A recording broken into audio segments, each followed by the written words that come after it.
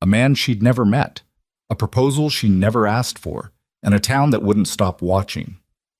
Evelyn Mercer had spent 3 years building a life with nothing but her own 2 hands. No help, no husband, no apologies. Then a dusty stranger walked through her shop door, holding a letter from her sister, and suddenly the whole of Red Hollow had an opinion about her future. She wanted to throw him out. She almost did. But something in the way he stood there, hat in hand, not begging, not demanding, made her hesitate just long enough for everything to change. If you've ever been afraid to let someone in, this story is for you. Stay until the end and drop the name of your city in the comments so I can see just how far this story has traveled. The first frost came early that year. Evelyn noticed it the way she noticed most things, practically, without sentiment. She'd woken before sunrise, pressed her palm flat against the window glass above her workbench, and felt the cold sitting on the other side like something with patience, like something that had decided to stay. She built the fire herself. She always built the fire herself. By the time the sky lightened from black to the bruised gray-purple that passed for dawn in the mountains, she was already at her table, threading a needle by lamplight. Mrs. Calloway's wedding dress, ivory silk, ordered 6 weeks ago, promised for Saturday. 2 days left. The bodice needed the final row of buttonholes along the back, 32 of them, each one small enough to make her eyes ache before noon. She worked in silence, which is how she preferred it.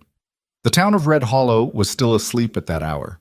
She could hear the creek 2 streets over if she left the back window cracked, and sometimes the distant hollow sound of a logging wagon starting its climb up the ridge road before daylight. Otherwise, quiet. It was the part of the day that belonged entirely to her, and she guarded it the way she guarded most things, without drama, just firmness. Evelyn Mercer was 31 years old. She had come to Red Hollow from Boston 3 years ago with $42, a trunk of fabric, 2 good pairs of scissors, and a stubbornness that people out here seemed to mistake for strength. She didn't bother correcting them. The shop was small, 2 rooms on the ground floor of a narrow building on Cutter Street, with living quarters above, reached by a staircase that creaked on every 3rd step. The front room was for customers, a worn velvet settee, a long mirror with a crack at the bottom corner she'd never gotten around to replacing, bolts of fabric organized by color along the left wall. The back room was hers. Workbench, lamps, 2 chairs, the iron stove, and shelf after shelf of thread, buttons, ribbons, hooks, and all the small and glamorous things that turned raw cloth into something a woman would remember wearing for the rest of her life. She had built all of it herself, not metaphorically, literally. She'd installed the shelving with a borrowed hammer and nails she'd counted out 3 times to make sure she had enough. She'd sewn the curtains. She'd painted the sign above the door in her own careful lettering. Mercer's Dress Shop. Fine sewing and alterations. It wasn't Boston. It wasn't elegant, but it was hers, and that mattered more than anything else she could think of. The bell above the front door rang at 10:30. Evelyn didn't look up immediately. She was in the middle of a buttonhole, and she had a rule. She finished what she started before she moved on to the next thing. It had gotten her through worse than a customer arriving at an inconvenient moment. "I'll be right out," she called. Silence from the front room. No rustling, no response, no sound of a woman settling onto the settee to wait. Just the particular quality of stillness that meant someone was standing very still. She tied off her thread, set down the needle, and walked through the curtained doorway into the front room. The man standing by her door was not a customer. She could tell that immediately, and with complete certainty, the way you can sometimes read a room before you understand why. He was tall, not extraordinarily so, but enough that he'd have to duck under the doorframe of most places in town. He wore a canvas work coat, dark from weather rather than dye, and boots that had seen serious country. His hat was in his hands. He was holding it with both of them, turning it slightly, the way a man does when he's trying to look like he's not nervous.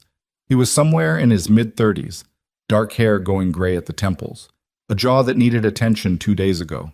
His eyes, when they met hers, were steady and darker than she expected. Not cold exactly, but careful, like a man who had learned to be careful. "Miss Mercer," he said. "That's right." She didn't move from the doorway.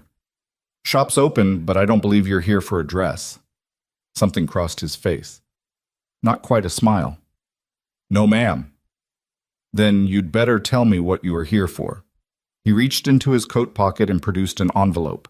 It was crumpled at one corner and had clearly traveled a considerable distance. He held it out toward her with one hand, the other still working the brim of his hat. She didn't take it. Not yet. Who are you? Gideon Ashcroft, he said.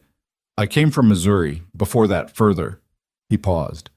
The letter is from your sister, Clara. Evelyn felt something move through her chest. Not quite warmth, not quite alarm. Clara. She hadn't heard from Clara in 4 months, which was not unusual. Clara wrote in bursts, 3 letters in a week, and then nothing for 2 months. She was 24 and lived in the same town they'd grown up in, married to a school teacher named Henry, and she had never fully understood why Evelyn had left. Evelyn crossed the room and took the envelope.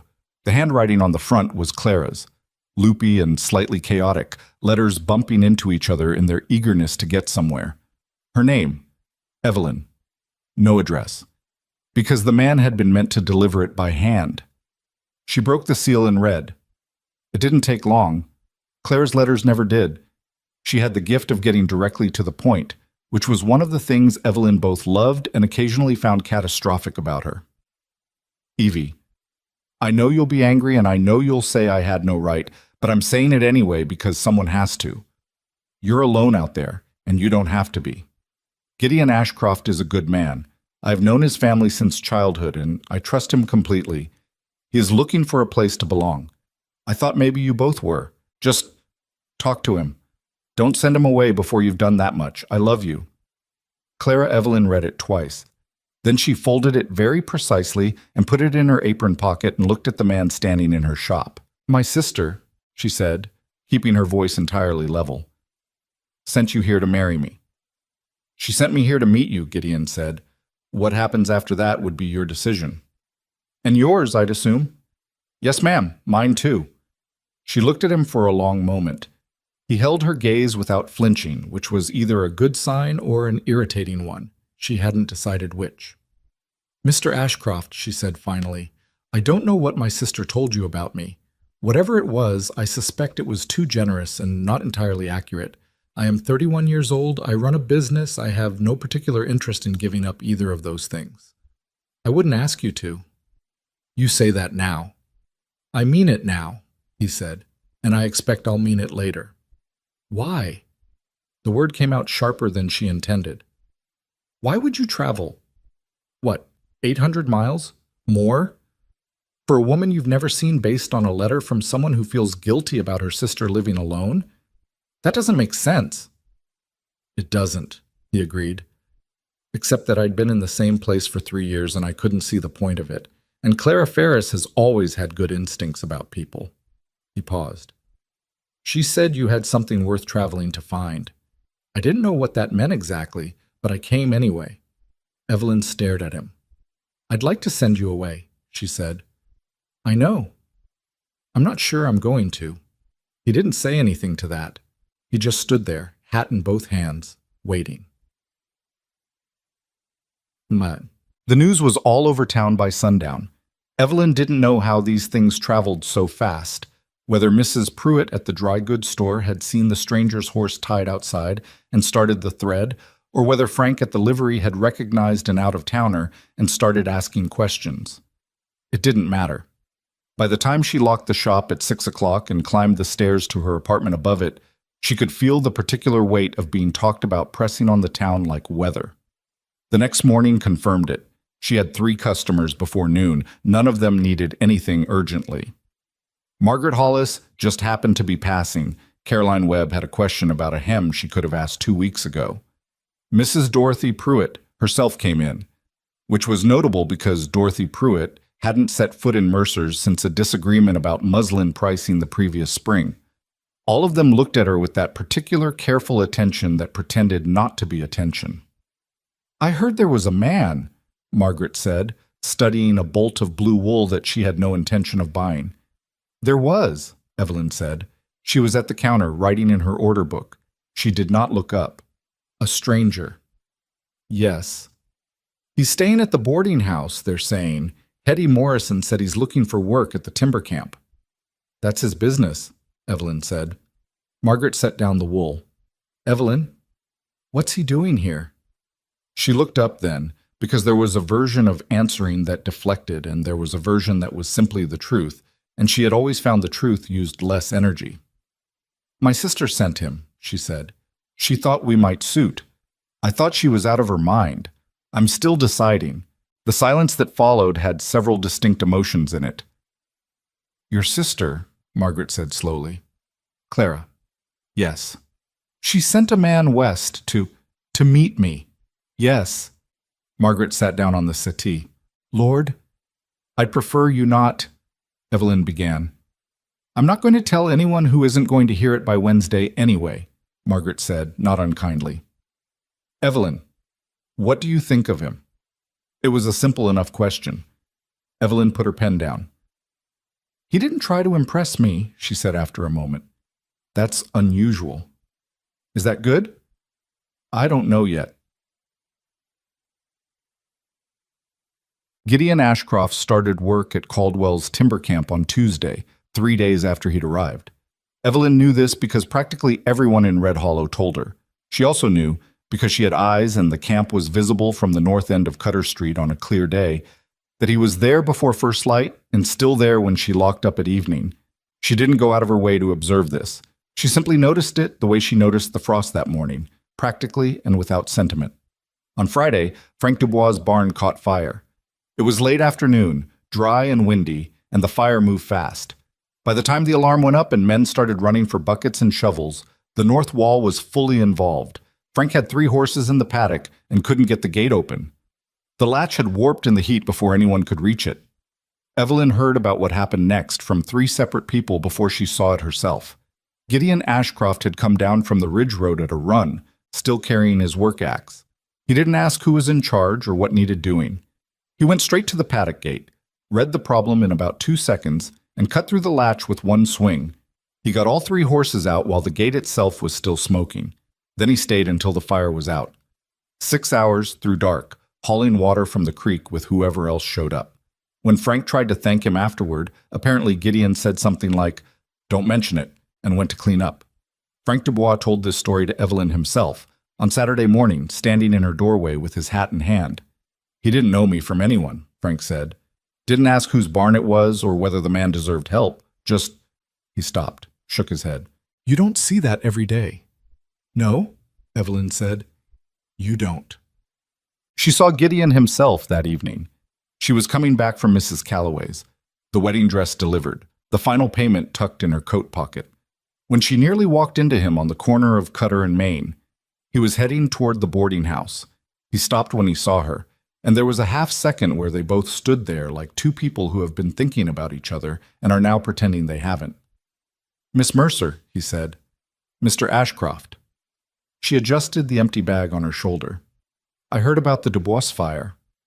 Not much to hear, it got handled. 3 horses, she said. Frank said he cut through a hot iron latch. The axe did most of the work.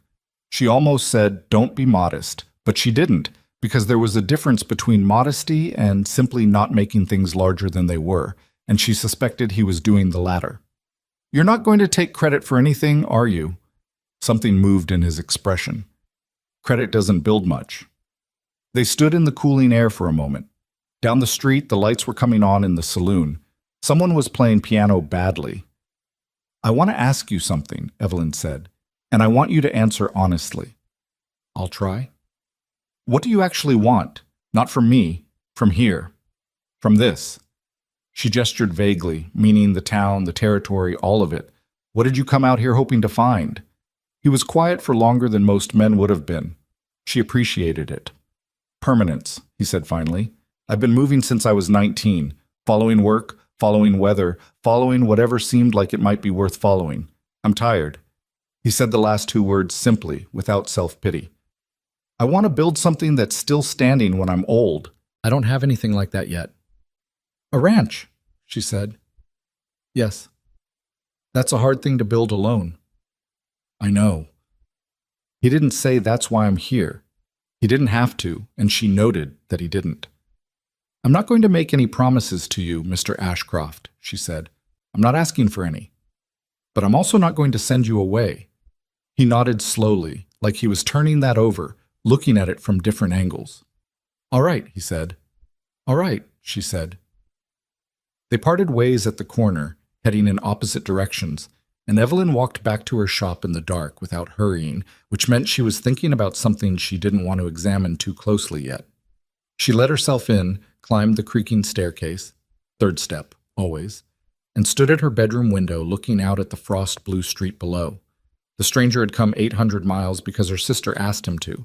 He had stayed because, she thought, he meant what he said. He wasn't going to push. He wasn't going to ask for things. He was simply going to be there, working, building his own case in the patient way a man does when he has learned that words run cheaper than actions. It terrified her more than she wanted to admit. Not because she thought he was dangerous, because she wasn't sure she could keep pretending she didn't want to find out what permanence felt like. She pulled the curtain, went to bed. Outside, the temperature kept dropping. The frost settled in for the night like something that had decided to stay. The second week of October brought rain that couldn't make up its mind. It would start and stop, like someone unsure whether the effort was worth it. The mud on Main Street turned thick and uncooperative. The timber camp shut down for 2 days when the ridge road became impassable, which meant the men came into town with nothing to do and money in their pockets and varying degrees of judgment about how to spend both. Evelyn noticed Gideon during that downtime the same way she'd been noticing him for 2 weeks. Sideways, without meaning to, the way you notice a sound that isn't quite loud enough to identify, but won't stop either. He didn't come into the saloon with the other camp workers. She knew this because Margaret Hollis told her, with a certain emphasis that was clearly meant to communicate something. Instead, he spent the rain days at the boarding house helping Hetty Morrison repair the fence along her back property line, which had been leaning at a dangerous angle since spring. Hetty was 63 and had been widowed for 8 years, and she told Evelyn on Wednesday morning, coming in to have a coat relined, which absolutely could have waited, that Gideon Ashcroft had fixed 3 fence posts, restrung the wire, and refused to take a cent for it. "He ate supper with me, though," Hetty said, settling into the settee with the satisfaction of someone delivering important intelligence. "We talked for a good 2 hours." "About what?" Evelyn asked, mostly because not asking would have been stranger. "Oh, all manner of things. His family, Missouri, the different places he's worked." Hetty paused with the deliberateness of someone who has practiced this pause. "He asked about you." Evelyn kept her eyes on the coat she was measuring. "What did he ask?" "How long you'd been here. What kind of person you were." Hetty tilted her head. "I told him you were the most capable woman in Red Hollow and also the most stubborn, and that both things were equally true. That's accurate." "He laughed," Hetty said, "not meanly, like he was pleased to hear it." Evelyn set down the measuring tape. She picked it up again. She said nothing, which was its own kind of answer, and Hetty Morrison was old enough and sharp enough to read it perfectly. The rain let up on Thursday. The camp reopened Friday.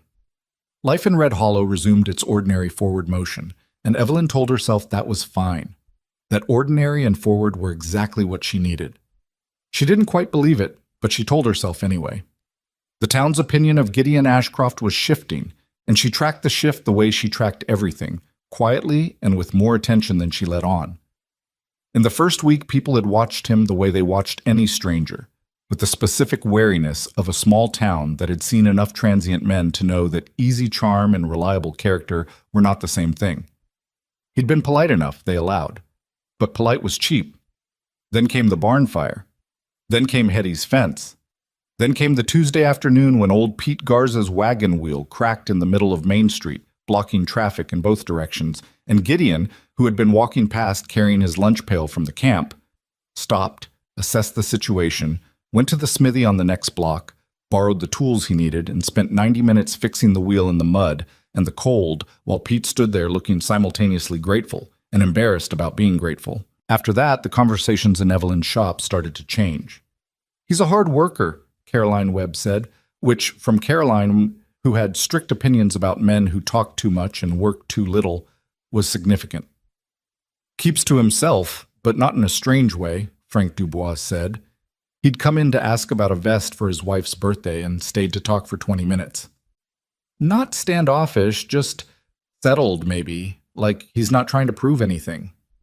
He's not from here, Mrs. Pruitt said, in a tone that suggested this was both an observation and a category. But even Dorothy Pruitt's version of skepticism had softened slightly, which Evelyn registered. What no one said directly to her, but what lived in every paused sentence and carefully measured look, was the thing they were actually thinking. What are you going to do about him? She didn't have an answer. She was working on it, which was different. It was the second Saturday of October when Gideon came to the shop for the first time since that initial morning. She was in the back room when the bell rang, and something in her, some small, irritating instinct, knew before she walked through the curtain that it was him. She was right. He was standing in the same spot as before, hat in both hands, which she was beginning to recognize as simply how he stood when he was somewhere he wasn't sure of his welcome. Mr. Ashcroft. Miss Mercer. Sorry to interrupt. He glanced at the curtain behind her. I won't keep you. I wanted to ask if I could take you to supper. At the hotel dining room. He paused. Not as a proposal or anything that formal. Just supper. She looked at him. You know that if I walk into the hotel dining room with you, this town will have us engaged by morning. I know. And you're asking anyway. I figured you'd rather I asked directly than found some sideways way to suggest it. She considered that. He was right, actually, which was mildly annoying. She hated being anticipated. Saturday or Sunday? She asked. Something shifted in his expression. Brief, controlled, but she caught it. Either one. Sunday, she said. 6 o'clock. He nodded. 6 o'clock. He put his hat back on. Thank you, Miss Mercer. Don't thank me yet, she said. I haven't decided what I think of you. I know that too, he said, and left. She stood in the empty shop for a moment afterward, looking at the door. Then she went back to work, because the buttons on Mrs. Calloway's cousin's traveling jacket weren't going to sew themselves, and because standing around thinking about a man who had ridden 800 miles based on her sister's instincts was not a thing she had time for. She thought about it anyway, off and on, for the rest of the afternoon. Sunday came around the way Sundays do, slowly, and then all at once. Evelyn spent the morning catching up on orders she'd fallen behind on during the Calloway wedding rush, ate lunch standing at the kitchen window watching the aspens losing their last yellow leaves, and told herself 3 times that supper was just supper. At 5:30, she went upstairs and changed her dress, which she also told herself meant nothing. The hotel dining room was the nicest establishment in Red Hollow, which wasn't saying a great deal. The tablecloths were white and only occasionally stained. There was a chandelier that worked on most of its candles. On Sunday evenings, it drew the better-dressed half of the town, ranchers, the doctor and his wife, the bank manager, the Methodist minister's family, and also, tonight, practically everyone Evelyn had ever sold a dress to, all of whom managed to be seated at various tables across the room when she and Gideon walked in. She felt every eye in the place move to them. Gideon, to his credit, didn't look around the room to see who was watching. He just pulled out her chair and sat across from her, and picked up his menu like a man who had decided the only people in the room worth paying attention to were at his table. You look like you're bracing for something, he said, without looking up from the menu. I live here, she said. These people know everything about me. And now they're learning everything about this situation. It's not comfortable. Do you want to leave? She thought about it honestly, which she respected herself for. No, she said. He looked up then. Good. They ordered roast beef for him, the chicken for her, and for a while the conversation stayed in safe territory. He asked about the dress shop, and she told him more than she'd intended to about the early days when she'd had almost no customers and had taken in mending at reduced rates just to keep the lights on. He listened without offering opinions she hadn't asked for, which was rarer than it should have been. Where did you learn to sew? He asked. My mother, then practice, then more practice. She turned her water glass. I wasn't particularly good at first. I ruined a considerable amount of fabric in 1878. What made you keep going? She considered the question. I didn't have anything else I was better at, she said, and I needed something that was mine, not belonging to someone's household or someone's expectations, something I'd made with my hands that I could point to and say, I did that. That exists because I existed. She heard herself say it and wondered if it sounded strange. Gideon was quiet for a moment. I understand that, he said, not expansively, just plainly. The ranch, she said. Yes? Tell me what you're thinking, specifically. She leaned forward slightly. Not the general idea. What exactly? He set his fork down and she could see him deciding how seriously to take the question. He decided correctly. There's land about 4 miles northeast of town, he said, past the Garza property, before you hit the tree line. Creek runs through the lower portion, clean water year-round. South-facing slope, good for grass early in spring. It's not cleared, most of it, but the timber's valuable, so the clearing pays for itself. He paused. I've been out there 3 times now, just to look at it. I know what the house should sit, where the barn should go. You've been planning it in your head. For a while. Does it belong to anyone? Old Harlan Webb owns it. He's not using it, hasn't been for years. I talked to him last week. He'd sell at a fair price. He picked up his fork again. I don't have the full price yet, but I'm working on it. You talked to Harlan Webb before you even knew if you'd be staying in Red Hollow? I knew I was staying, he said simply. I just didn't know yet in what capacity. Evelyn sat back. Across the room she was aware of Margaret Hollis failing very hard to pretend she was not watching. She didn't care at the moment. Mr. Ashcroft, she said carefully, what exactly did my sister tell you about me? He seemed to think about how honest to be. She said you left Boston because your situation there didn't allow you to be yourself, that you built something real out here, but you'd closed off the parts of yourself that weren't useful for surviving alone. He paused. She said you were the best person she knew and that you deserved more than you were letting yourself have. The dining room felt suddenly smaller. Clara says things like that. She meant it. She always means it. Evelyn turned her water glass again. She's not wrong, exactly. She's just missing context. What context? She didn't answer immediately. The waiter came, refilled their water, disappeared. She could hear the quiet murmur of other conversations, the clink of silverware, someone laughing at a table near the window. I was engaged, she said, in Boston, for 14 months. He was well regarded, good family. He wanted a wife who would reflect well on him, and I was capable enough at performing that role that I didn't notice for a long time how much of myself I was putting away every day to do it. She stopped. When I finally told him I wanted to keep working after we married, I'd been sewing for 3 years by then, had a small clientele, he explained very calmly that a wife of his station didn't do that. Gideon was listening without any expression she could read. I gave him back his ring, she said, came out here with $42, cried for about 3 days and then stopped and got to work. She met his eyes. I'm telling you this so you understand what I'm protecting. It's not stubbornness for its own sake. I built this life in exchange for giving up something that hurt me, and I am not willing to lose it. I know, he said. You can't know. You've been here 3 weeks. I know what you're saying, he said, and I'm not asking you to give anything up. I wouldn't. He leaned forward slightly. I want to be clear about that. Not because it's what you want to hear. Because if you gave things up for me, I'd lose the thing that makes this worth traveling 800 miles for. The silence between them was different than it had been before. Heavier. More honest. You say that now, she said. I'll say it again in 6 months if you need me to. She studied him across the white tablecloth in the candlelight of the Red Hollow Hotel dining room with half the town quietly watching. He didn't look away.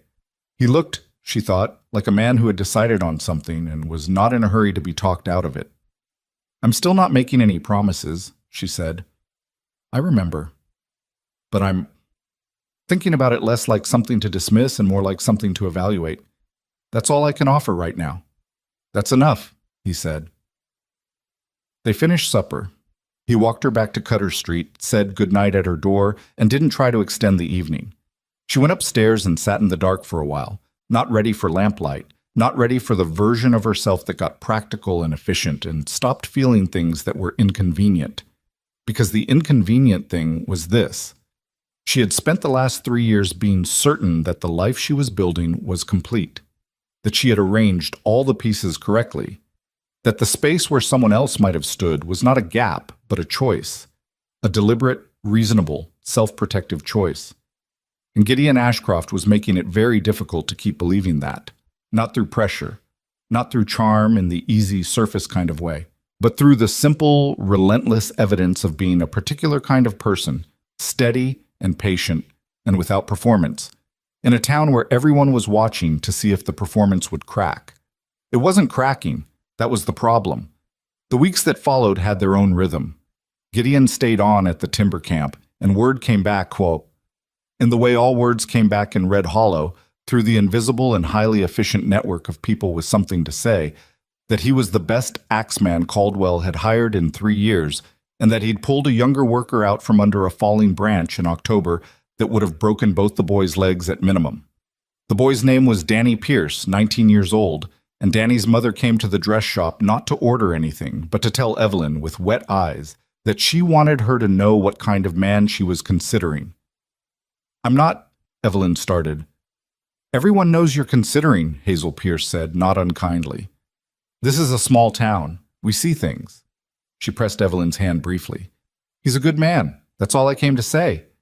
She left before Evelyn could respond, which was perhaps intentional. The arguments inside Evelyn's own head were getting harder to maintain. She'd built them carefully over years, say, the logic was sound, the evidence was personal, the conclusion was reasonable. Depending on another person was risk. Merging her life with someone else's was risk. History had demonstrated that the person you thought you knew could reveal new expectations the moment you committed yourself. But she was watching Gideon not reveal new expectations. She was watching him show up, day after day, doing exactly what he said he would do, asking for exactly what he'd said he'd ask for, which was nothing except the chance to prove himself. It was harder to argue with evidence than with fear, and the evidence was accumulating. The third week of October, he stopped by the shop on a Tuesday, not at an unusual hour, in the middle of the afternoon, with a directness she'd come to recognize as simply how he operated. He had a question. He asked it. I found out Webb will hold the land option for 30 days, he said. I want to put my name on it, before someone else looks at it. He paused. I'd like you to see it first, before I do, so you can tell me if it's completely wrong. She looked at him. You want my opinion on land you're buying? I want your opinion on whether it's a place someone would want to live, he said. I can judge the practical side of it. I'm less sure I'm seeing it right for the other parts. She understood what he meant. He wanted to know if she could picture herself there, and he was asking without asking, because asking directly would be applying pressure he'd said he wouldn't apply. Thursday, she said. I'm free Thursday afternoon. Thursday, he agreed. They rode out on Thursday, which was cold and clear, the kind of autumn day that made the mountains look closer than they were. The land was 4 miles northeast, as he'd said, and when they reached the lower edge of it, where the creek came out from between the pines and ran across a flat open stretch before bending south, Evelyn dismounted and stood still for a moment, just looking.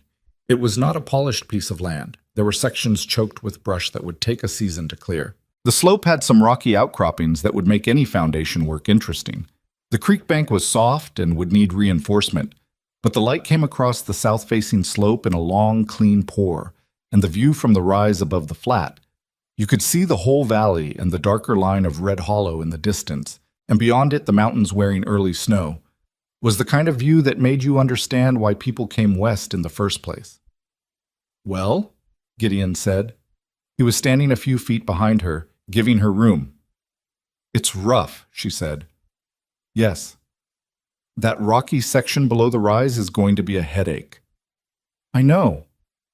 The creek bank needs work before spring, or you'll lose 20 feet of good ground to flooding. She paused. But the light is remarkable. The whole afternoon comes in from the south. And the view... She stopped. Yeah, he said quietly. The view. She turned around. He was looking at it too, and there was something in his face she hadn't seen before. Not the careful steadiness she'd come to expect, but something more open. Something that was maybe what a man looked like when he was looking at the thing he'd been trying to get to for a long time. Put your name on it, she said. He looked at her. It's a good piece of land, she said. Someone else will see that if you wait. She turned back to the view. Put your name on it. Evelyn, he said. She went still. It was the first time he'd used her given name. Thank you, he said. She didn't say don't mention it, because that would have been false. She didn't say you're welcome, because that felt inadequate. She said nothing, which was its own thing, and after a moment he came to stand beside her. Not close enough to touch, not close enough to crowd, and they both stood there looking at the valley and the mountains and the particular cold, clear light of a Thursday afternoon in October. There were things she wasn't ready to say, things she wasn't ready to feel fully, because feeling things fully was where the risk lived, and she had been managing her risk carefully for 3 years, and she was not prepared to simply stop. But standing on that rise above the creek on that piece of uncleared, imperfect land, with this man who had come 800 miles and hadn't once tried to make her into something she wasn't, she felt the walls she'd built doing something she hadn't planned for. Not falling. She wasn't ready for falling, just shifting, rearranging, making room for the possibility that she had been wrong, not about the value of the life she'd built, but about whether building it meant she had to build it alone forever. She wasn't ready to say it, but she felt it, standing there in the cold light, with the valley spread out below them like an answer to a question she hadn't finished asking yet. November came in hard. Not the slow, creeping cold of October that gave you time to prepare, but the sudden kind. The kind that dropped 15 degrees overnight and froze the mud in the street into hard-ridged furrows that caught wagon wheels and twisted ankles and put everybody in a bad temper by the first week. The mountains disappeared behind clouds that stayed for days. The timber camp cut its hours. Coal went up 2 cents a pound at Pruitt's Dry Goods. Evelyn ordered an extra hundredweight delivered to the shop and did not think about the cost until she'd already signed for it, which told her something about where her head was. She was distracted. She knew it. She resented it. She had always been good at compartmentalizing, putting things in their proper boxes, closing the lid, getting on with what needed doing. It was one of the skills she'd developed in Boston in the long engagement years, when she'd learned to put her own wants in a box and work around them. She'd kept the skill when she left because it was useful even if the original application had been wrong. The dress shop ran on her ability to focus. 32 buttonholes, one at a time. You didn't make good work by letting your mind wander. But Gideon Ashcroft was refusing to stay in the box she kept trying to put him in. He had signed the land option the Friday after their Thursday ride, which she knew because Harlan Webb mentioned it to her directly. Harlan was one of the few men in Red Hollow who spoke to Evelyn without any performance attached to the words, and he said simply that the Ashcroft boy had come in, paid the option fee in full, and shook hands like someone who'd been waiting a long time to shake that particular hand. "Good piece of land," Harlan said. "Yes," Evelyn agreed. "He said you'd seen it." Harlan looked at her in his flat, unhurried way. "Said you told him to sign." "I told him someone else would take it if he waited." "Same thing," Harlan said, and left. The weeks that followed had a different quality than the weeks before. Something had shifted on that hillside. She couldn't pretend otherwise, and it showed up in small ways that she kept cataloging despite herself. The conversations with Gideon were different now, less careful. He'd taken to stopping by the shop on his way home from the camp, not every day, maybe 3 times a week, and they'd talk for 20 minutes or half an hour about things. Ordinary things. The progress on clearing the first section of his land, a problem with the east-facing wall of the future barn that he was working out on paper, whether the creek bank would hold if they built the retaining wall at an angle rather than straight. The we in that last conversation had stopped her cold for a half-second before he kept talking. He hadn't noticed, or if he had, he hadn't drawn attention to it. She'd thought about it for 2 days. The problem was not that she didn't want what he was describing. The problem was that she did, and wanting it meant risk, and risk meant the specific kind of pain she'd spent 3 years making sure she'd never feel again. That pain had been so complete, so total. The morning she'd given back the ring in Boston, stood in her fiancé's parlor with her hands perfectly steady while her entire future rearranged itself around her. That she had simply decided, without drama, that she would not put herself in the position to feel it again. She had been doing fine with that decision, right up until October, when a stranger with a battered hat and his own particular brand of patience had walked through her door. The crisis came on a Wednesday, which seemed unfair. Crises should have the decency to arrive on dramatic days. She was in the back room working on a complicated order. 3 dresses for the Hartley sisters, who were visiting from Denver and had opinions. When she heard the front bell, and then voices, more than one, and a tone that didn't belong to customers. She came through the curtain to find Margaret Hollis and Caroline Webb standing in the middle of her front room wearing identical expressions of people who have come with information they feel obligated to deliver. "What?" Evelyn said. Margaret and Caroline exchanged the look of 2 women who have discussed in advance who's going to speak first. Margaret lost. "There's talk," Caroline said. "There's always talk." "Specific talk," Caroline pressed her lips together. "About Mr. Ashcroft, and about what people think the situation is between the 2 of you." Evelyn waited. "Some people are saying it's not proper," Margaret said, "that he comes by the shop, that you had supper at the hotel, that you rode out alone together to look at land." She stopped. "Dorothy Pruitt was talking at the Ladies' Aid meeting yesterday. She said a woman running a business can't afford to have her reputation." "Dorothy Pruitt can find someone else's life to manage," Evelyn said. "That's what I said," Caroline murmured. "But she's not the only one saying it," Margaret said, and her voice was different now, careful, with the weight of something she genuinely didn't want to have to say. "There are people who think that if there's no formal understanding between you and Mr. Ashcroft, then the situation looks a certain way, and that if there is a formal understanding, you should say so and stop making people wonder." The silence in the shop was long and uncomfortable. "What people are really saying," Evelyn said finally, and she heard her own voice come out very flat, "is that a woman who makes her own choices about her own time is subject to other people's approval of those choices." "That's not wrong," Margaret said. "It's also not going away. I'm aware." She turned back toward the curtain. "I appreciate you telling me, both of you." They left. She stood at the workbench not working for 10 minutes, which was unusual. Then she picked up her needle and finished the bodice seam she'd been on, and when she locked the shop that evening, she walked to the boarding house on Elm Street for the first time since Gideon had arrived in Red Hollow. Hetty Morrison answered the door and had the grace to look unsurprised in a way that suggested she'd expected this visit for some time. Gideon came downstairs in 3 minutes. He'd clearly been in the middle of something. His hair was not entirely settled. He was pulling his collar straight as he came down the stairs. He stopped at the bottom when he saw her face. "What happened?" he said. "Nothing happened. I need to talk to you." They sat in Hetty's front parlor, which Hetty evacuated with impressive speed. The lamp on the table between them was turned low. Outside the window, November pushed at the glass. "The town is talking," Evelyn said, "specifically about you and me and the impropriety of the current arrangement." Gideon was still. "What do you want to do about it?" "That's what I'm here to figure out." She put her hands flat on her knees. "I want to ask you something directly, and I want a direct answer." "All right. Do you still want what you said you came here for?" He looked at her steadily. "Yes. Even knowing that I've been—" She stopped, started again. "I'm not easy, Gideon. I don't mean the way people mean it when they say a woman is difficult. I mean, I have a very established way of doing things. I have a business I'm not going to give up. I have opinions about how things should run that I've spent 3 years testing and proving, and I don't change them without cause. I'm not—" She stopped again. "I'm not what people imagine when they picture a frontier wife." "I know that," he said. "That's not what I'm looking for."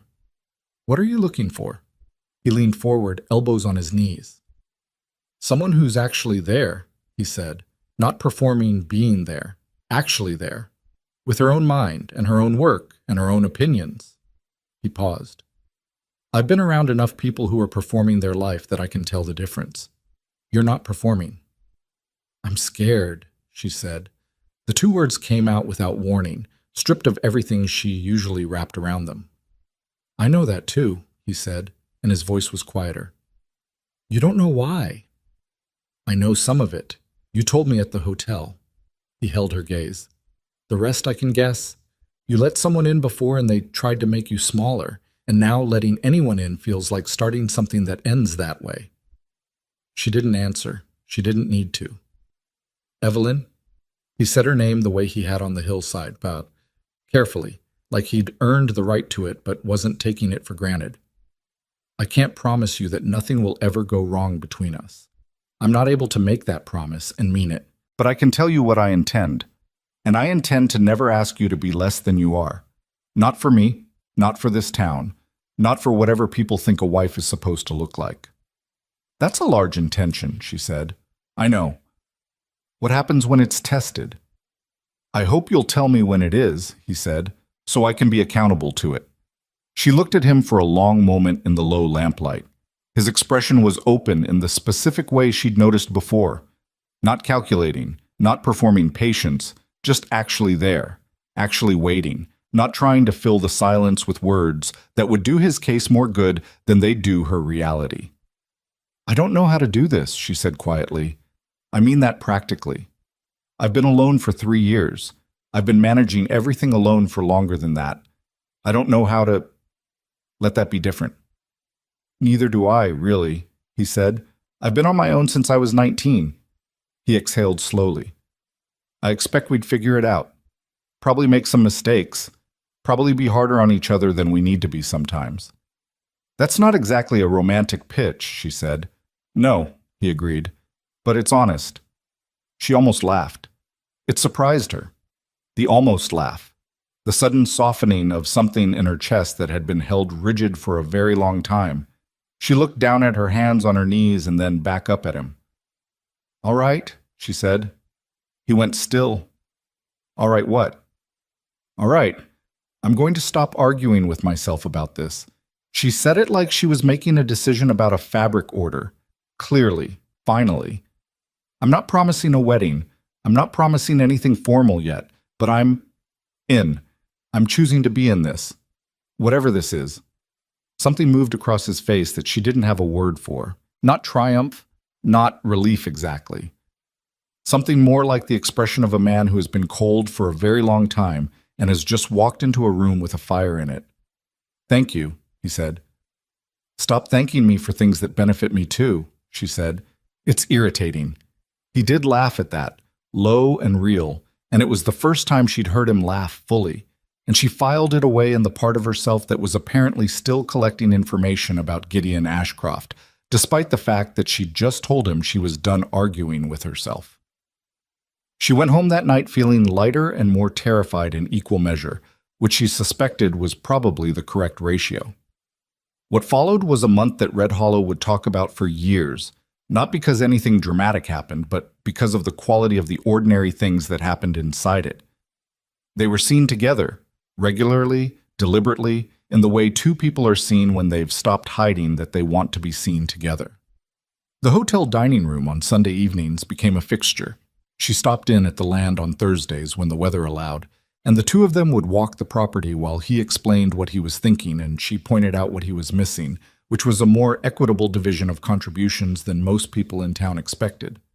She brought a notebook to those Thursday visits, started sketching, not the house itself, that was his to design, but the workshop, where it might sit relative to the house, what the light would be like at different hours, how many windows would be needed for the kind of precision work she did.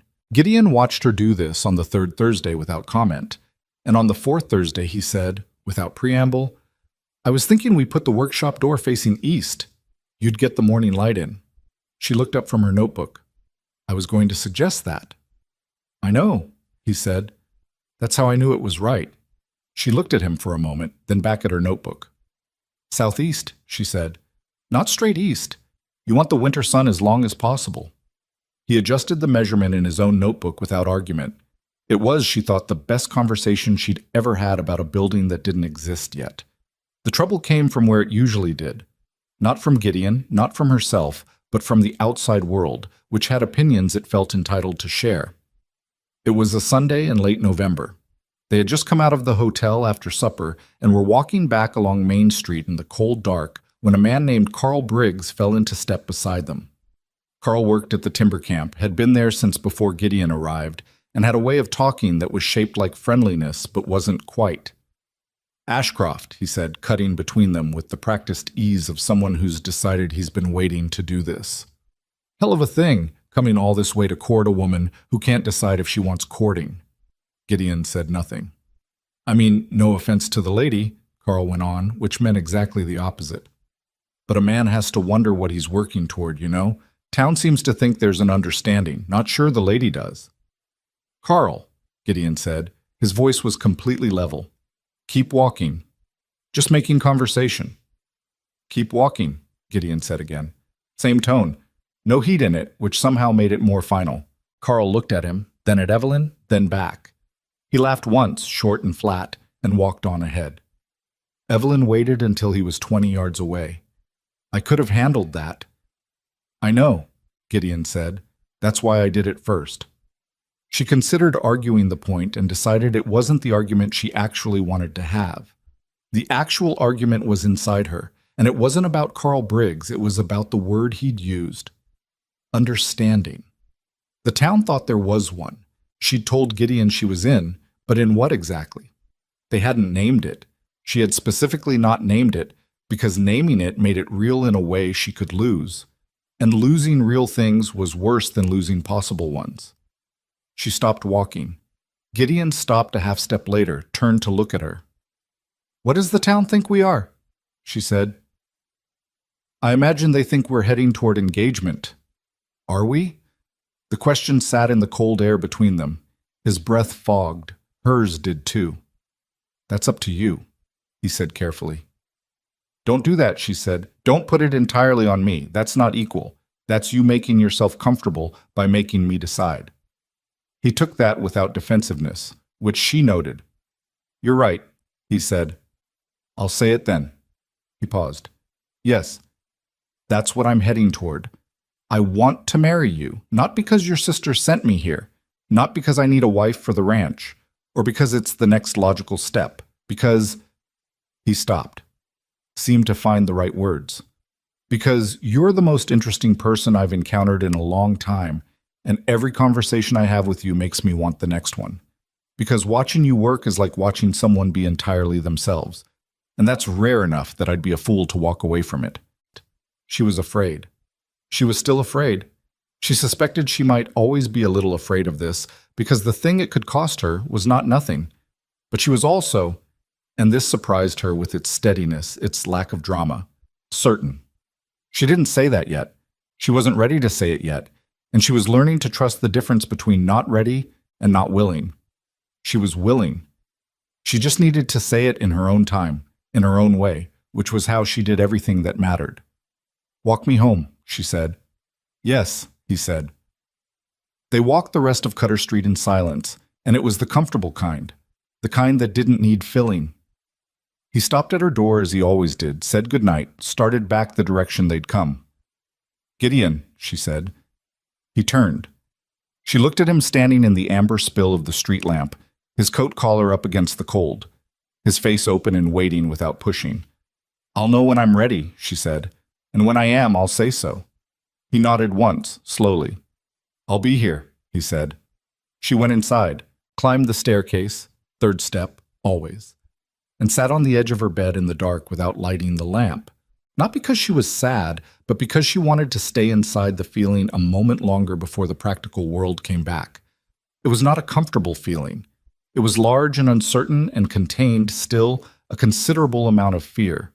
But underneath the fear, steady and quiet as the creek on Gideon's land, was something she hadn't felt in so long that it took her a full minute to name it. It was hope. Real hope. Not the careful, managed kind she'd allowed herself in small doses for 3 years, but the actual thing.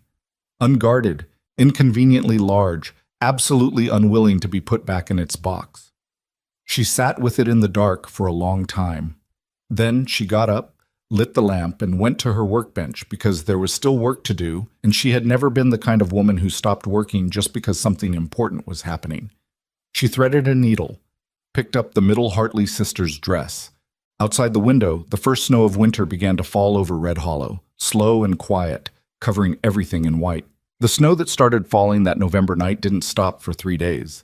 By the time it did, Red Hollow was buried under 14 inches of white, and the whole town had the particular suspended quality of a place that has been forced, against its will, to slow down. The timber camp shut completely. The road north became impassable until Caldwell sent men out with shovels on the fourth day. Children appeared in the street with sleds. Old Pete Garza's dog barked at the snow for 20 minutes and then gave up and went inside.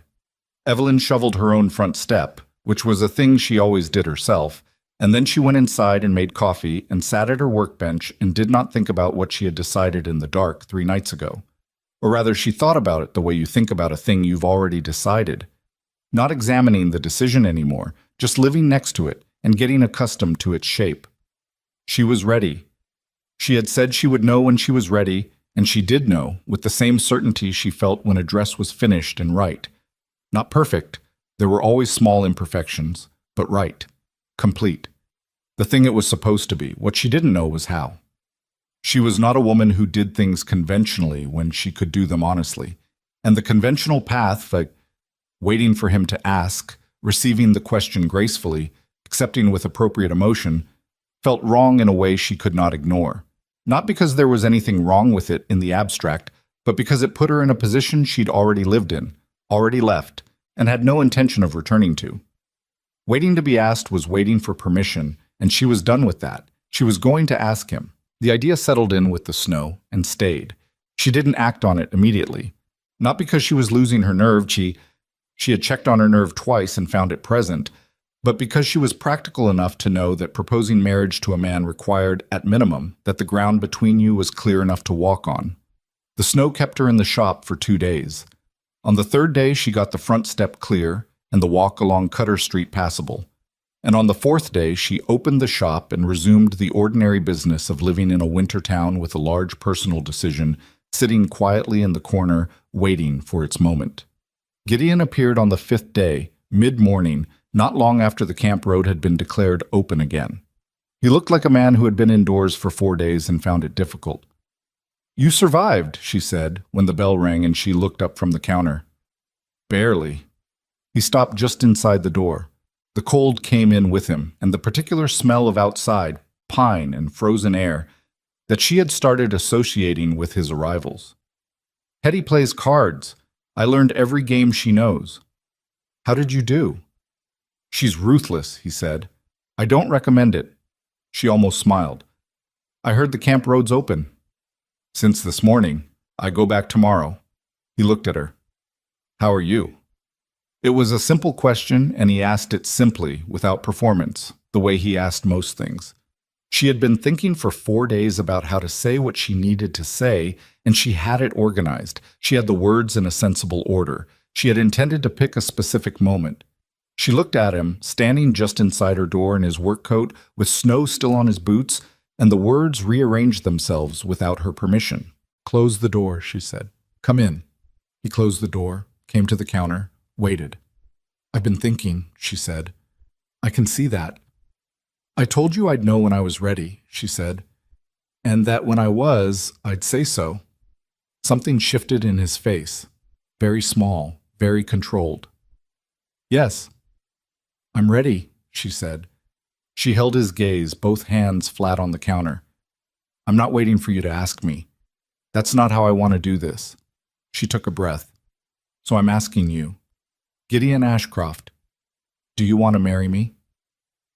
The shop was completely quiet. Outside, a wagon went past on the slushy street. The stove ticked.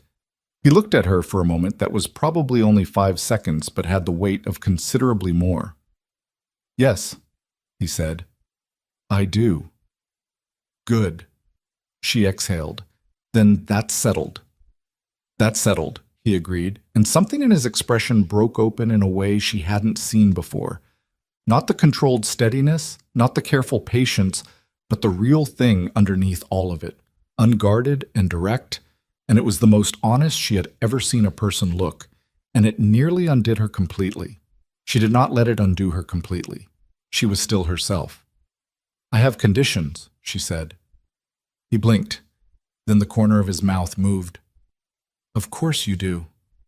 The shop stays mine, not ours, mine. The income, the decisions, the hours. I am not your wife who sews on the side. I am a seamstress who is also your wife. That distinction matters." "Agreed." The workshop on the property gets built before the house is finished. I'm not waiting 3 seasons to have a proper place to work. He nodded slowly. We can do that.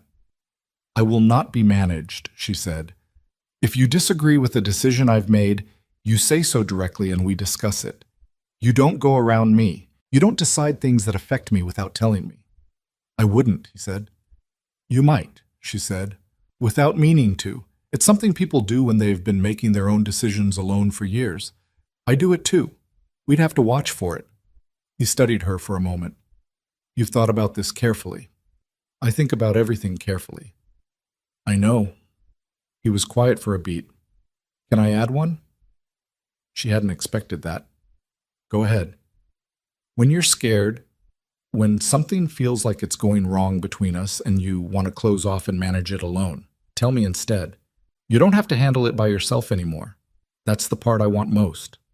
He said it plainly, without drama. I'm not asking you to be less independent. I'm asking you to let me be someone you can count on. Those aren't the same thing. The back of her throat ached slightly, which she attributed to the dry air from the stove. Agreed, she said.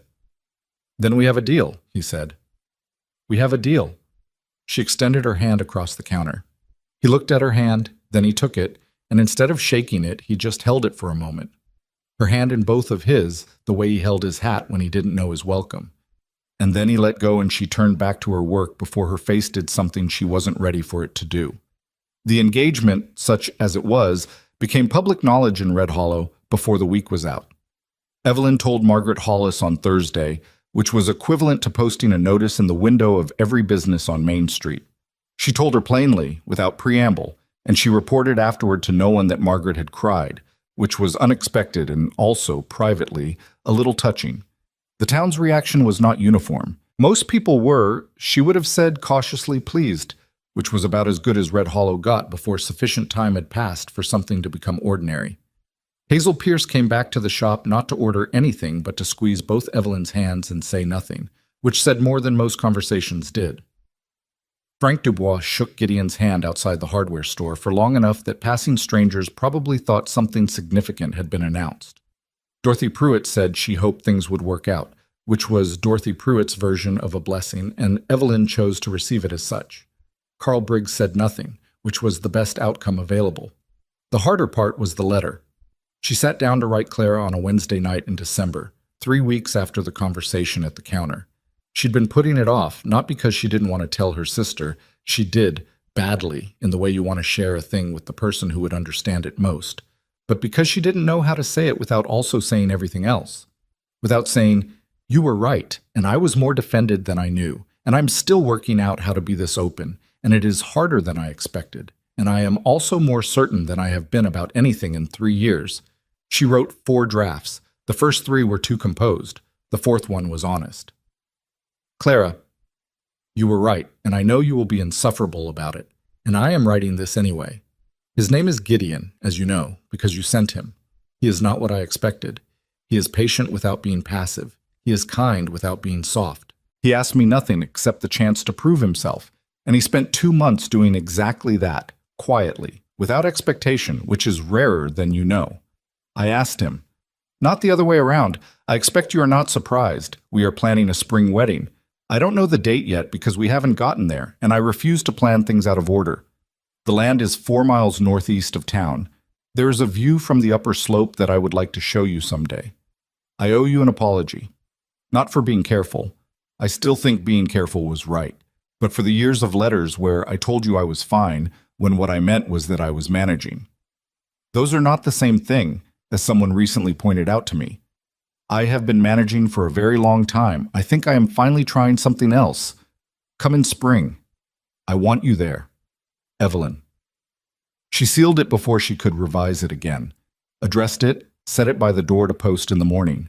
Then she sat in the quiet of the upstairs kitchen with a cold cup of coffee and let herself feel the strange relief of having told the truth to someone who had known her before she became the version of herself that was entirely self-sufficient. December deepened. The construction on the land paused. Gideon was practical enough not to push foundation work into the hardest freeze, though he spent every weekend hauling timber that would become the barn framing in spring. He had bought into a temporary partnership with a rancher named Aldous Heck on the south side of town, who needed a winter hand and paid fair wages, which meant Gideon had income through the cold months, and also, unexpectedly, acquired 2 horses that Heck let him stable in exchange for extra labor. He brought her to see the horses on a Saturday in mid-December, which Evelyn recognized as the kind of small, ordinary thing that accumulated into a life. One was a buckskin gelding he'd already been working with. The other was a dark bay mare, 7 years old, steady-tempered according to Heck, with one white sock and an opinion about strangers that expressed itself through stillness rather than movement. "She's assessing me," Evelyn said, standing at the fence. "She does that with everyone." "I respect it," Evelyn said, and held out her hand and waited, and the mare came to her in her own time and allowed herself to be touched, which Gideon watched with an expression that he probably didn't know was on his face. "What?" Evelyn said, catching it.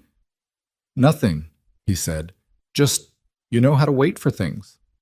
"I've had practice," she said. They stayed at the fence for a while, and the cold was significant, but neither of them mentioned it, and she found herself thinking about the shape of the months ahead. Spring, the foundation, the framing, the weeks of rough construction that would turn that swept-clean hillside into something habitable. It would be loud and expensive and not remotely romantic, and she was looking forward to it in the specific way she looked forward to complicated projects that would require everything she had. Christmas came and went.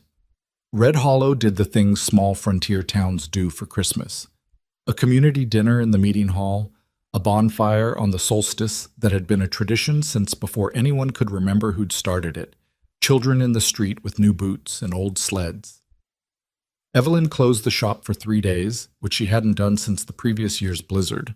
She spent Christmas Day at Hetty Morrison's table, along with Gideon and Pete Garza and the young timber worker Danny Pierce and his mother Hazel, because Hetty Morrison had the gift of assembling people who didn't have somewhere else to be and making them feel like somewhere was exactly where they were. It was not an elegant Christmas. The turkey was dry in the middle.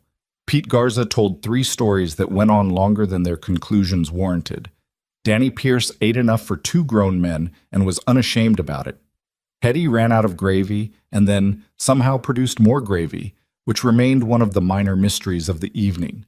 Gideon sat across the table from Evelyn, and she watched him talk to Danny about the timber camp, and to Pete about horses, and to Hazel about something she couldn't hear from her end of the table, and she watched him be comfortable. Not performing comfort. Actually comfortable in a room full of people who were not his family and never would be in the way of blood, but who were beginning to be his people in the way of place and time and showing up. That was what she saw, watching him. Someone learning how to stay.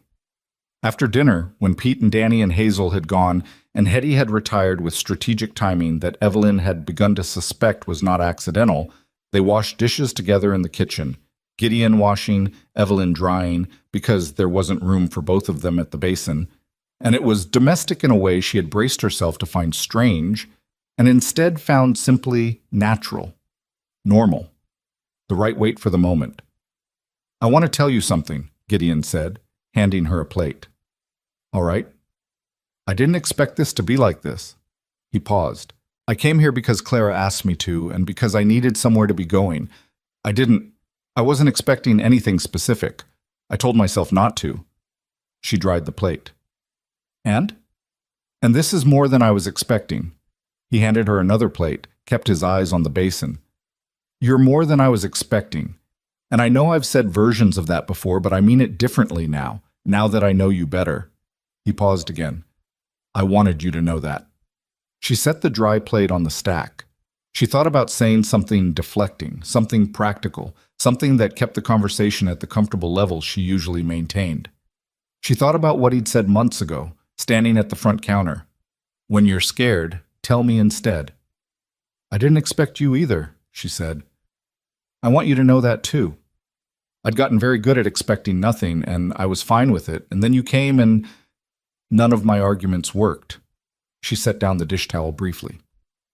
"That was extremely inconvenient." He laughed quietly and looked at her sideways. "I know." "I'm glad," she said. "That's all. I'm glad." He handed her the last dish. Their hands were close together on the rim of it for a moment, and she didn't move hers, and neither did he. And it was a small thing, completely ordinary, the kind of moment that doesn't announce itself, and she held it anyway because she was learning, slowly, with effort, against years of practice in the other direction, to hold the small things instead of moving past them. January arrived without ceremony. The land sat under snow, patient, holding its shape under white, while Gideon finalized plans on paper and Evelyn finalized plans in her head. And between them they had, in the course of ordinary winter days, designed the basic architecture of a life. The workshop would face southeast, as she'd said, 3 windows on the south wall, 2 on the east, a door wide enough for bolts of fabric to come through without damage, a stove, her specifications, not the standard issue, in the northeast corner so the heat moved across the room toward the work area. Space for 2 sewing tables because she was already thinking, cautiously, about the possibility of an apprentice in a few years when the business grew enough to need one. She drew it in her notebook with careful measurements.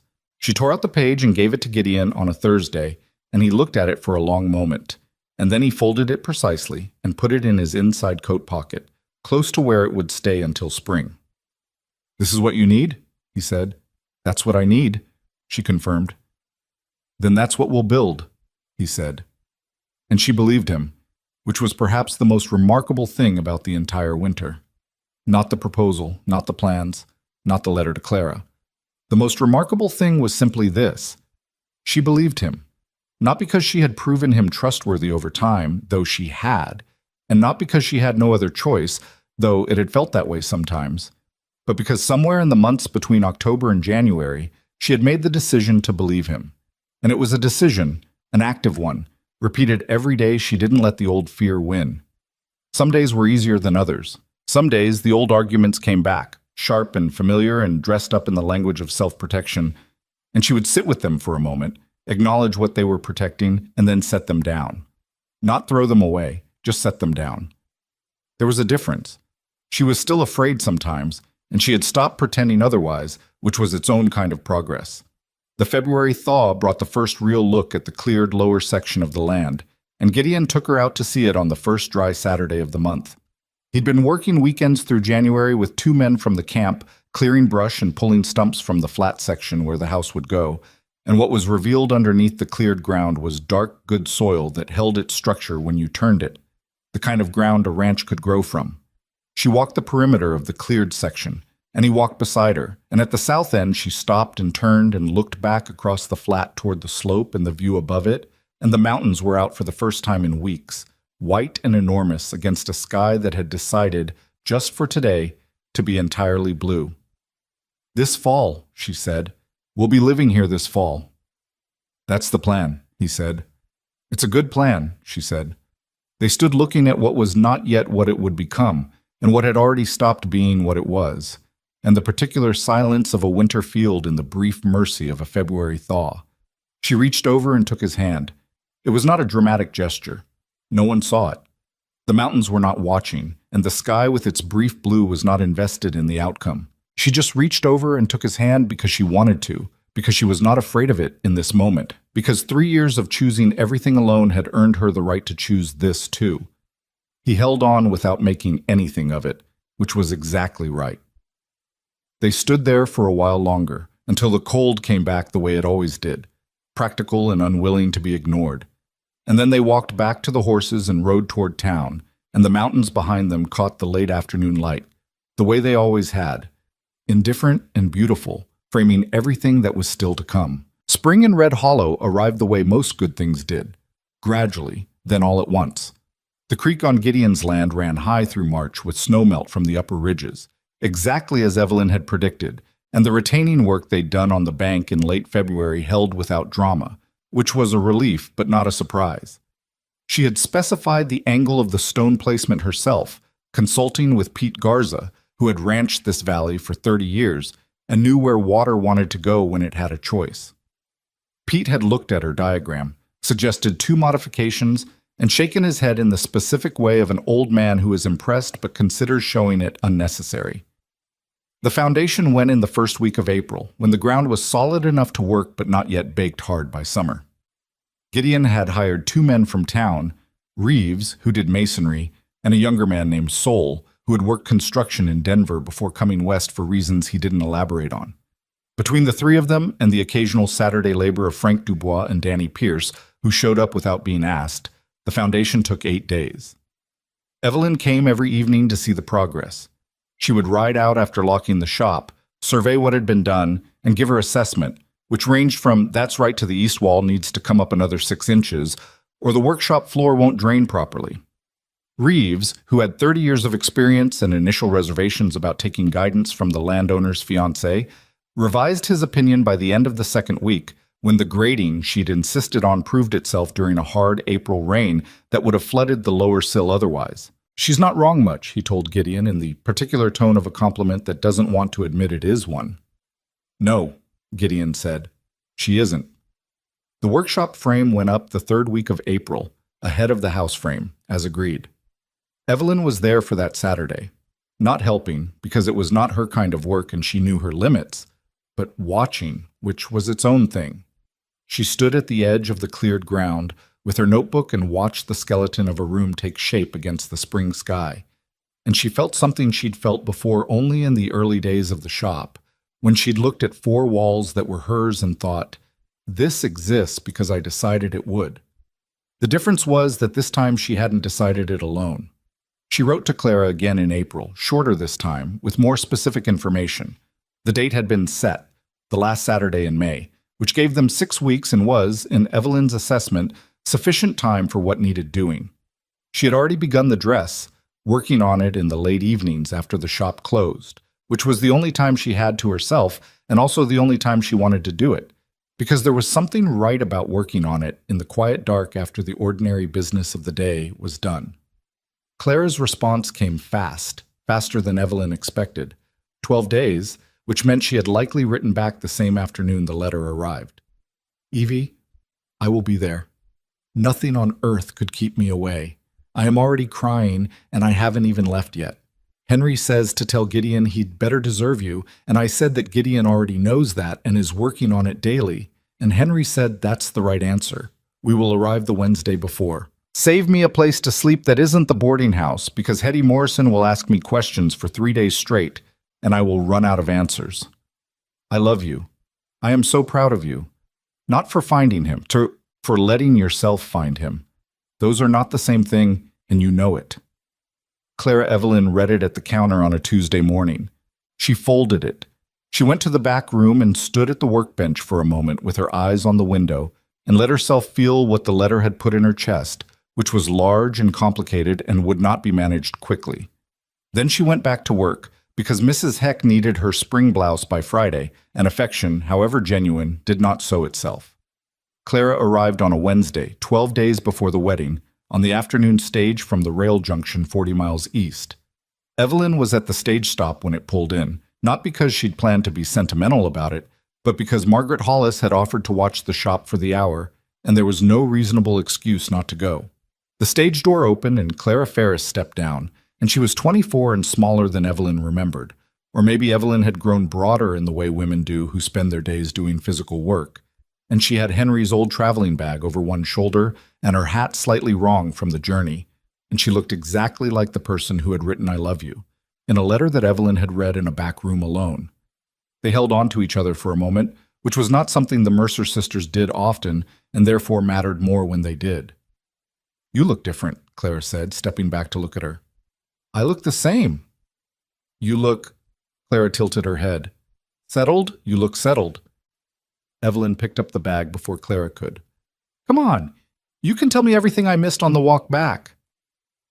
What Clara told her, over the course of that Wednesday afternoon and evening in the apartment above the shop, was a year's worth of Missouri news delivered at Clara's characteristic pace, fast, overlapping, occasionally circling back to correct an earlier detail. Henry's school, the new family next door, the Ferris cousin who'd made an inexplicable business decision involving a barge. Clara talked, and Evelyn made coffee and listened and laughed at the right moments, and felt, for the first time in years, the specific texture of having her sister in the room. When the news ran out, Clara looked at her across the kitchen table and said, "Tell me about him." "You know him," Evelyn said. I know his family. I knew him when he was 19 and working his first season on a cattle drive and didn't say more than 30 words at our dinner table. Clara wrapped both hands around her mug. I sent him to you because I trusted what I knew then. I want to know what you know now. Evelyn considered. He does what he says, she said finally. Every time, without making a performance of it. She looked at her own coffee. He doesn't try to make me smaller, even when it would be easier. When my opinion costs him more work or money or time, he doesn't. She paused. He asked me once to tell him when I'm scared instead of managing it alone. That's the most useful thing anyone has ever asked of me. Clara was quiet for a moment. Are you happy? The question was direct the way Clara's questions always were, cutting through the layers to the actual thing. Evelyn had been asked variations of this question before, by Margaret, by Hetty, by customers who thought they were being subtle, and she'd answered all of them with some version of I'm doing well or things are going well, which were true, and also not the same as what Clara was asking. Yes, she said. I am. It's not simple, and I don't expect it to get simpler, but... She stopped. Yes. Clara nodded once slowly. Good, she said. That's all I needed. The week before the wedding was not restful. Evelyn had expected this. She had not expected quite the specific shape of the unrest, which was less anxiety about the wedding itself and more the accumulated weight of everything changing at once. The shop would remain on Cutter Street through at least the next season, she'd decided, because moving the business while also moving house was a level of disruption she refused to take on. But come autumn, when the ranch was livable enough, she would run the business from the workshop on the land. Different light, different walls, same work. She was up late most nights of that final week, finishing the dress. It was ivory, not white, which she had always found cold, but the specific warm ivory of natural silk before it gets processed into something it isn't. She'd ordered the silk from Denver 6 weeks ago and had been working on it in pieces, each section cut and sewn and set aside until she had enough to assemble. The bodice had a fitted simplicity that took more skill to achieve than ornate work did. The skirt fell clean and full, without excess. She'd embroidered the cuffs herself, small paired stitches, nothing elaborate, but in a pattern she'd designed from memory of a dress her mother had once worn that she'd always loved. On the Thursday night, 2 days before the wedding, Clara sat in the chair across from the workbench and watched her do the final pressing of the skirt. You made your own wedding dress, Clara said for the second time. Who else would make it? Someone who wasn't also the bride. I'm the best seamstress in Red Hollow, Evelyn said, without arrogance, because it was simply true.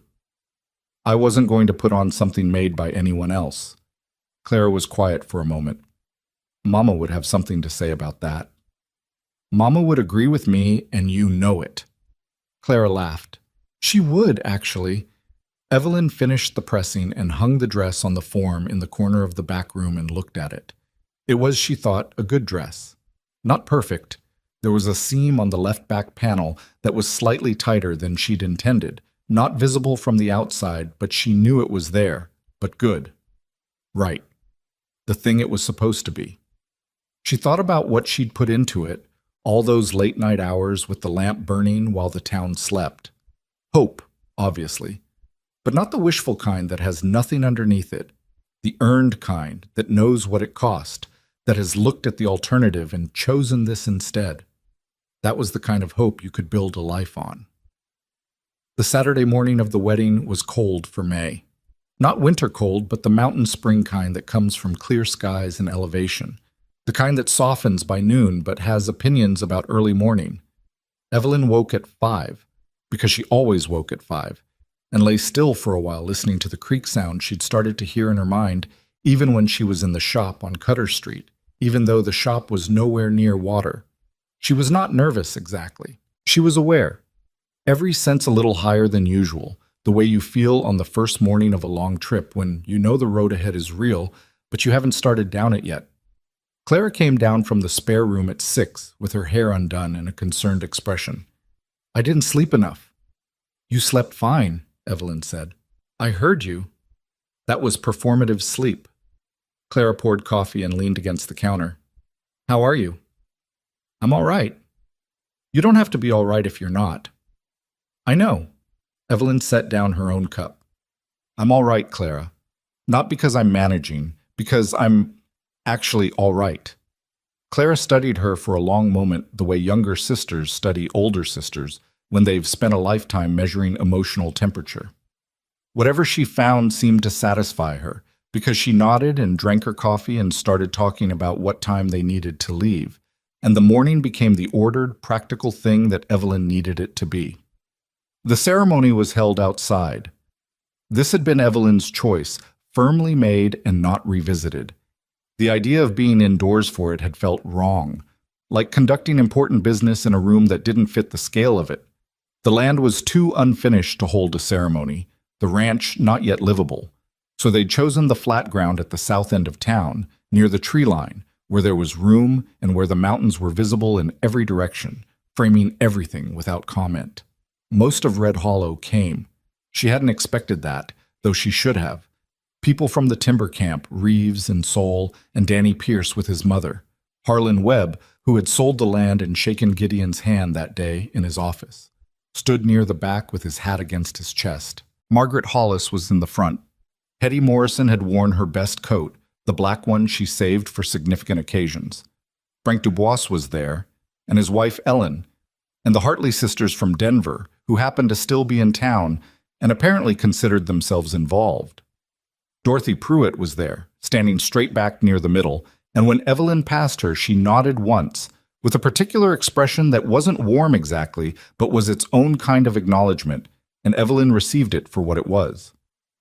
Clara walked beside her to the front, because there was no one else appropriate, and because Clara was the reason any of this existed. Gideon was standing at the front in his good coat. He'd bought a proper one in March, dark wool, better cut than his canvas work coat, and he'd brushed it himself that morning until it was as good as it was going to get, which was good enough. He was looking at her the way he'd looked at the land that first Thursday afternoon, when she'd seen what a man looks like looking at the thing he's been trying to get to for a long time. Only now it was her. She held that look and didn't look away. Justice Alderman conducted the ceremony. He was an older man, methodical, who believed in getting the words right without dragging them out beyond what the moment required. He spoke about partnership and responsibility and the willingness to stand by your word in a territory that would test every promise you'd ever made. When it came to the vows, Evelyn had written her own, which surprised no one who knew her. I'm not very good at certainty, she said, and her voice was steadier than she expected. I've spent most of my life being careful about what I believed, so I couldn't be wrong about it, but I'm certain about this. About you. She held his gaze. I'm not promising you easy. I'm promising you honest. I'm promising you that when it's hard, I'll say so instead of disappearing behind it. I'm promising you the real version of me, not the managed one. She paused. That's the only version worth promising. Gideon's jaw moved. He held it together. His own vows were shorter, which was him. I came out here looking for somewhere to stay, he said. I found it. Not just the land. He paused. You were the part I didn't know to look for, and I intend to spend a long time being worth what you decided to risk. Clara, to her left, made a sound she was trying to suppress. When it was done and they were pronounced married under the open sky with Red Hollow spread out on all sides of them and the mountains standing their usual indifferent witness, Gideon kissed her. Brief, real, without performance, and she felt the specific quality of a thing completed. Not finished, completed. The way a dress feels when the last seam is sewn and the whole thing finally holds the shape it was always meant to be. The celebration was honest and imperfect, which suited them both. Hetty Morrison had organized food, and most of Red Hollow had contributed something, which meant there was too much of everything and several dishes that didn't obviously belong together, and it was the best meal Evelyn had eaten in a long time. Danny Pierce ate for 3 again and was again unashamed. Someone produced a fiddle. Margaret Hollis cried twice more, which set a personal record she seemed pleased about. Clara cornered Gideon for 20 minutes in the late afternoon, which Evelyn observed from a distance without concern. When it was done, Clara came back to where Evelyn was standing and said nothing for a moment, just looked at her. Well, Evelyn said. He said he knew the first week that you were going to be hard to walk away from, Clara said. He said he's never been good at walking away from things he knows are worth staying for. Evelyn looked across the crowd to where Gideon was now talking to Harlan Webb, one hand in his pocket, listening the way he listened to everything, with his whole attention, without impatience. "That sounds right," she said. As the afternoon tipped toward evening and the light came long and gold across the flat ground, Evelyn stepped away from the gathering for a few minutes. Just a few. She walked to the edge of the tree line and stood with her back to the noise and looked out at the direction of the land. Northeast, 4 miles, where the unfinished house and the workshop frame, now becoming a workshop, sat under the spring sky, waiting. She thought about the version of herself 3 years ago, arriving in Red Hollow with $42 and a trunk and a stubbornness she hadn't yet learned to call anything more honest than that. She thought about the long, careful work of building a life and the longer, harder work of deciding to let someone into it. She thought about all the arguments she'd made to herself in the dark, the walls she'd constructed with such careful intention, and the strange fact that what had finally moved them was not a grand gesture or a dramatic moment, but simply the sustained presence of a man who meant what he said, and said what he meant, and showed up day after day, not asking to be let in, but giving her time to decide for herself. She had not been rescued. That was important to understand. She had been met. There was a difference, a significant one, and she had spent enough years understanding the difference to name it correctly. She had been met by someone who recognized what she was and didn't try to make it smaller, and she had met him back. And what they were building was not a compromise between two lives, but an addition. Two things that existed separately, now also existing together, without either one being subtracted. That was the thing she would have told herself, if she could have reached back to the woman with the $42 and the locked-tight heart. Not "it will be fine," because fine was not the point. Not "let your guard down," because your guard is not the problem. But this: there is a difference between protecting what you've built and refusing to build any further. At some point, the walls you made for protection become the walls of a prison, and only you can tell which one you're standing in. She had been standing in one for a long time. She had chosen to step out of it. That had been her choice, made freely, maintained daily, not surrendered under pressure, but arrived at through the patient accumulation of evidence that some things are worth the risk of losing. Footsteps behind her. She didn't have to turn to know. Gideon came to stand beside her, close enough that their shoulders nearly touched. "People are wondering where you went," he said. "Let them wonder for another minute." He was quiet, which was comfortable now. She looked out at the northeast sky, where the mountains had gone purple-gray in the changing light. "Are you all right?" he said. "Yes." She turned to look at him. "Are you?" "Yeah." He looked back at her, and in his face there was nothing hidden. No performance, no management, no careful control. Just the man himself, tired from a long and significant day, exactly where he'd been heading for longer than he'd known. "Yeah, I am." She reached over and took his arm the way she'd taken his hand in February on the cleared ground, simply, without ceremony. "Come on," she said. "Clara is going to start organizing people if we leave her unattended too long." He laughed, that low, real laugh she'd filed away months ago on a boarding house night that she now had indefinite access to. "Can't have that."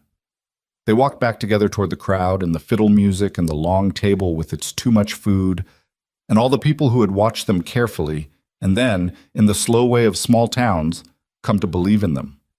The mountains behind them held the last light of the day on their white peaks for a long time after the valley below fell into evening. They had seen other things built in their shadow, other partnerships, other hard winters, other springs that came around again.